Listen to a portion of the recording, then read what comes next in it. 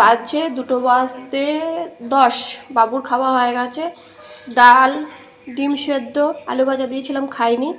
আর আমি কি দিয়ে খাচ্ছি সেটা দেখো।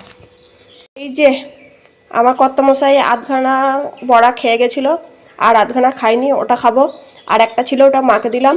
এঁচোড় চিংড়ি আর কালো কালো তেঁতুল দিয়ে মাছের টক, এটা আমি দুপুরে খাবো। আজ একটু দেরি হয়ে গেল আমার।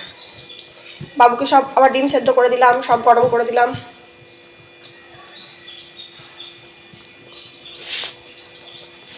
ভালো ভালো তো বটে, পেটে নিচ্ছে না, হজম করতে পারছি না, চোখ মুখ দেখছো শুকনো শুকনো হয়ে গেছে, পেটটা ভালো নেই। তাহলে আমি খাই।